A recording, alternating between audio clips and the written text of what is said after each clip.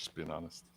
All right. It's episode 3 of the Clemson Baseball Show with JP Priester of allclemsontigers.com, Casey the Beef Cregan from 117 different podcast shows and websites, and I'm Marty Coleman, seldomnewsreserve.com.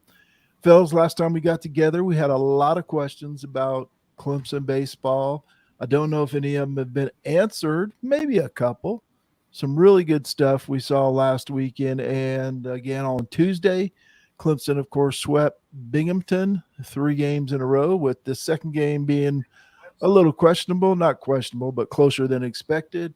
Binghamton looked like they ran out of pitching in game 3. And then Clemson beat what we think's a good Charlotte team, or a decent Charlotte team, on Tuesday. Now, JP, I watched some of your show. I had a few minutes to tune into some of your show on Monday, I believe it was, and I heard you talking. It sounded like you liked what you saw over the weekend for the most part, and on Tuesday. Give us your rundown of what you saw, maybe the good and the bad. Yeah, if you're a baseball fan, especially particularly a Clemson baseball fan, and you weren't encouraged by what you saw opening weekend, I got to ask why.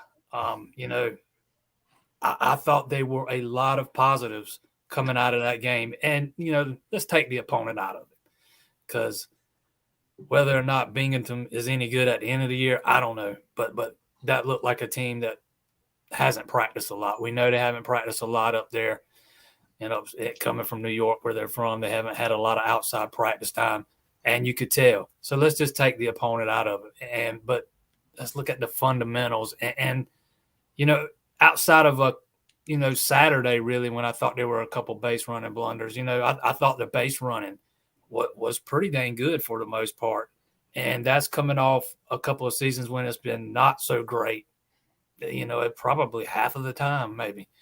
So I thought the fundamentals were really good. I thought the base running was really good. I love seeing guys choking up on the bat with 2 strikes. It's kind of like the first 2 strikes are yours, the third strike's for the team. I love that mentality. And I really liked what I saw from the pitching staff. I didn't get to see – I still haven't seen Tristan Smith live. I had to go back.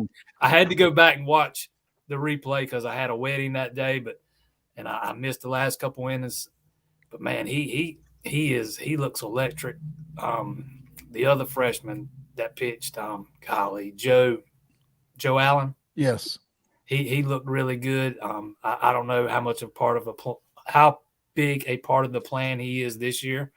Maybe he is, maybe he's not, but that's a name to know in the future. I just thought there were a lot of positives. Beef, what was your takeaways from the first 4 games of the season?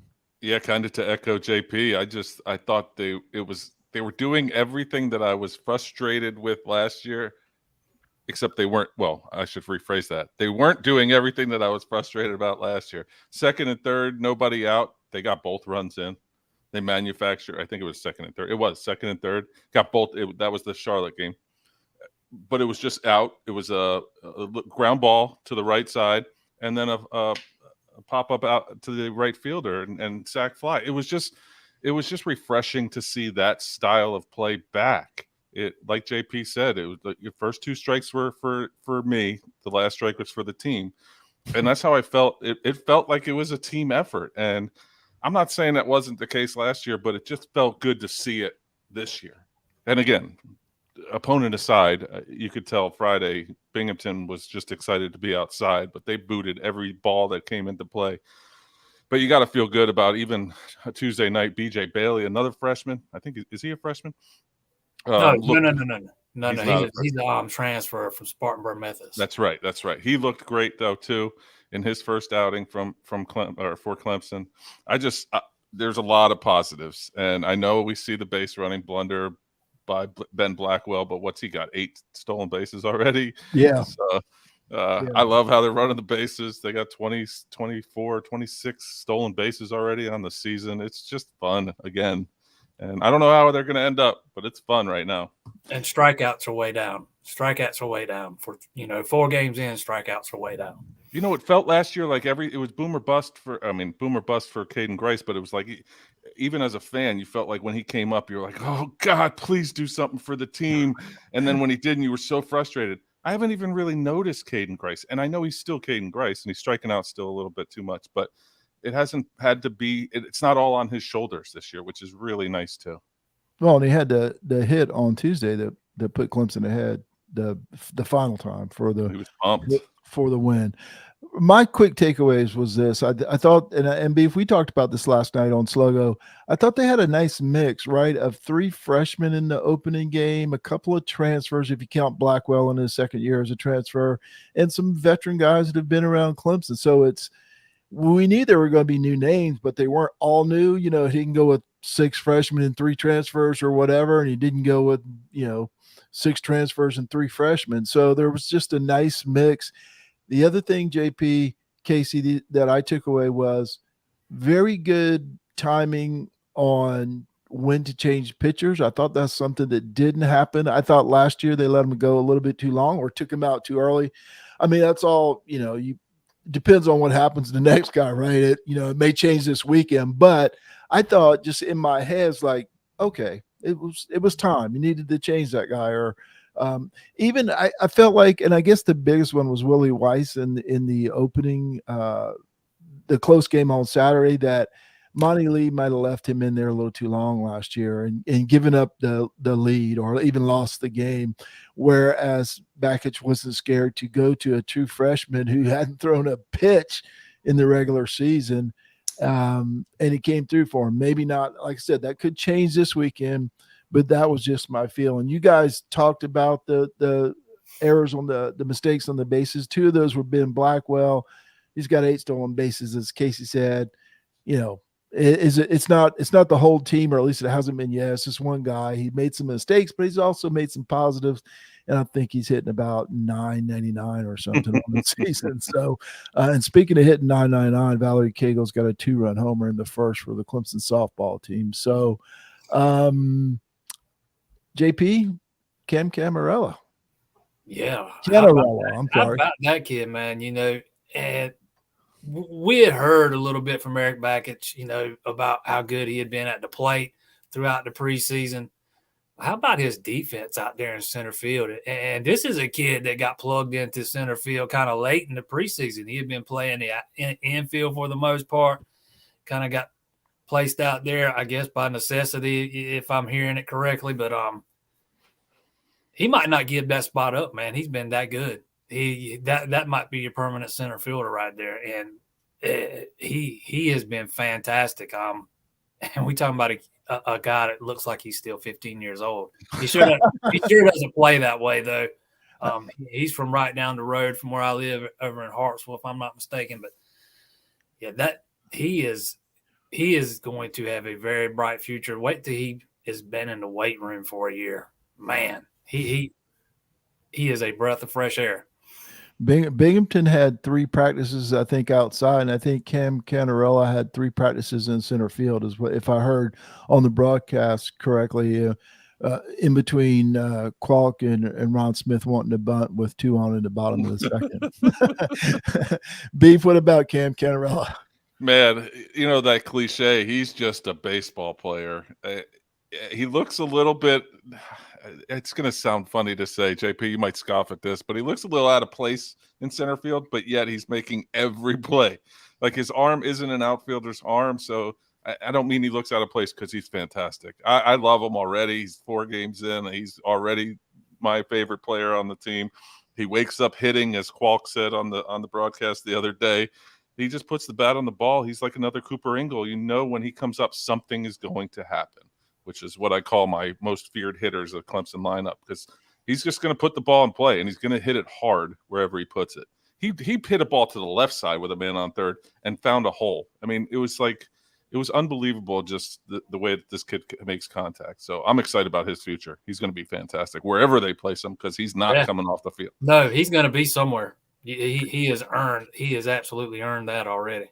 speaking of another guy, another freshman who's earned playing time and is going to be hard to get out of the lineup. Jacob Jarrell hit his second home run on Tuesday. He looks the part. Casey joked preseason about there's like 14 guys that got not coming out of the lineup. Gerald looks the part too, and you kind of Cooper Engel, is he the full-time DH, or what's going to happen at the catcher position? I'm wondering moving forward. That's a good question. Because just like maybe not at the level of Cantarell has been doing it, but Jake Gerald's absolutely earning some more opportunities too. And another guy from right here, he's actually from Florence, where I live. A little bit, I'm a little more familiar with him than some of those other freshmen, but it kind of creates a dilemma for Eric Backett, because there are a lot of guys who probably deserve opportunities, and Cooper Engel's going to be in that lineup. And defensively, Gerald's probably a better catcher. He's probably got a stronger arm. Let's be real. Cooper Engel is not your prototypical catcher by any stretch.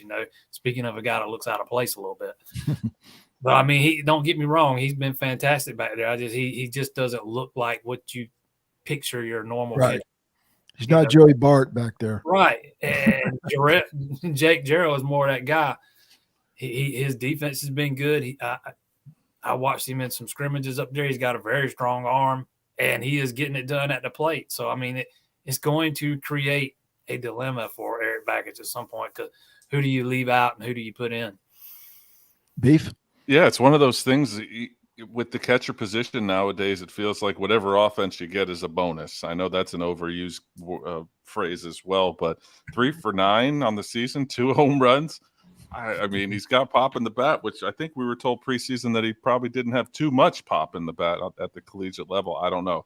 But he seems great back there. He's a good receiver of the baseball. So as long as the pitchers are comfortable with him, keep him out there and keep Engel as the DH or move him to left. He played a little left last year. All right. Todd Teal checks in and says, hope everyone's having a great day. So far, so good. Casey's got to meet with the executive VP in about 15 minutes, so his day could change real quick. And there's our old friend Drew. Warm weather, Clemson baseball, all is right in the world again. Good to hear from you, Drew. Appreciate that. All right. Tristan Smith was electric. JP thinks he's Bigfoot. He hasn't seen him in the wild yet, but maybe are you going to be up there this weekend? I know you're going tonight, but are you going to be up there for the game tomorrow? No more weddings. No more weddings for me, man. That is checked off the list for this baseball season. I'm done with that. I weekend games, I'm there. All right. Good deal. He's JP will be our reporter in the stands, so to speak. You'll get to see Tristan Smith. He won't just be Bigfoot. Okay, Casey, UCF. I've read they're 3-1. They swept Siena in the first series. They got blasted. I don't know. They lost to Florida Atlantic on Tuesday. So the 3-1. What do we know about the Knights? I think they are. Yeah, they are the Knights. UCF led by Greg Lovelady. I don't know if some old-time Clemson fans may know that name, but he was on that Miami team that the number one ranked Clemson team with Chris Benson, Billy Koch, Ken Vining went into Omaha, and Gary Burnham threw the ball into the stands. I believe Greg Lovelady might have been the person that hit that ball, but that's not confirmed. Anyway, he's a University of Miami alum. He's been there for a little while at UCF, and he's got a good little program. They are 3-1, like you said. They're averaging 9.5 runs an inning. Right now, based on very small sample size, I think they're going to be throwing 3 right-handed pitchers this weekend, including a freshman on Saturday by the name of Leiter. He's not Jack Leiter from Vanderbilt, but he is his cousin. So they're throwing 3 right-handers, a redshirt senior, Rudy Gomez, who went 5 2/3 in the first game, and then Cam Leiter Saturday, if it holds like it was last week. Cam Leiter went 4 innings, I believe, last week, and then Dom Stagliano, which is a good Irish Catholic name from the Northeast, will probably go on Sunday. They did throw a kid named Marlowe in the midweek against FAU. He went only 4 innings, so you may see him. He's a left-handed pitcher, excuse me. Led offensively by Ben McCabe. Ben McCabe is their catcher. He's hitting 438. He's got 4 home runs, and I believe 3 of those came opening day. This is a good offensive team. They've hit 11 home runs across those 4 games. They give up some runs. Obviously, the 13 is a big mark, but this is a good step up in competition, I think, for the Tigers this weekend. And again, I'm probably going to select 2 out of 3 as being a victory for them in this game, because this is a good team. A lot of Florida kids, and there's a quarterback on there as well. John Rice Plumlee, the former Ole Miss quarterback, is going to be manning center field for UCF. So, for you football fans out there that know that name, he's on the UCF baseball team. That's why you're on this show, Casey. I really literally had no idea that he was playing center field for Central Florida, and he got upstate on Tuesday, and Casey will have a preview on Rubbing the Rock on UCF, of course, and on upstate early next week. So, okay, guys, we talked about all the good things. We talked about a little bad base running. JP, what haven't you seen yet? You still have questions about, or what hasn't been good?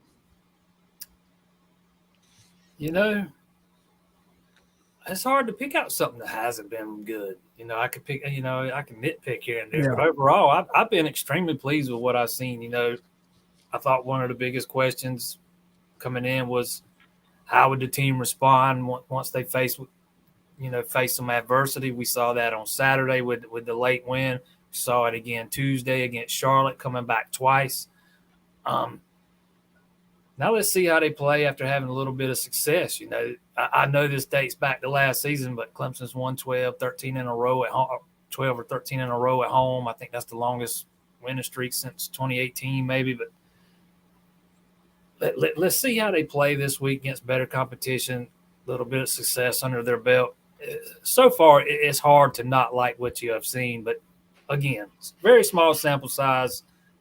We're just getting started, long ways to go. 56 games is a long, long season, 14, 15 weeks worth with the week off, and then the ACC tournament, if you want to call it that. So yeah, it's a long. It makes basketball look like a quick season. Beef, what about you? Anything that you haven't been so excited about, how about the batting practice jerseys? That caused a big problem. I had no problem with them, but I don't know. I had no problem because I knew they weren't going to be wearing them. But it is what it is. It seems like that's Eric Backage's style. It seems like he would wear something like that. I don't know why I even said that. We saw those back in the Leggett days.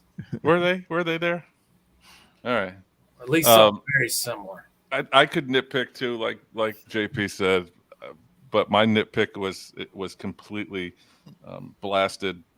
My nitpick was Ty Olenchuk. I thought he was a little wild in his first outing, but then he had one walk and struck out 2. So I was probably overlooking. Maybe I expected more, but I don't know why I expected more or what my more is. It's JP said he was electric in the preseason. That might be why.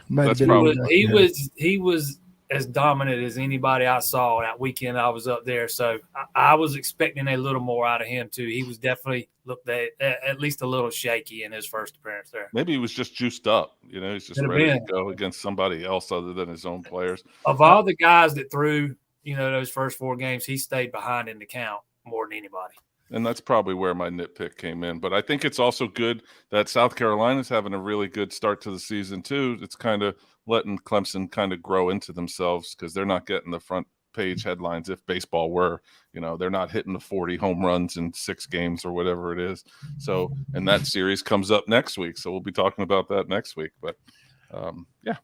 Well, Olenchuk was a little wild. I'm not going to say that, but he gave up a couple of blue hits. So if the second baseman was like 2 inches taller, it would have probably been a couple of outs, but it was a couple of hits. But my biggest gripe about Olenchuk is he cut his hair. Right? You didn't recognize.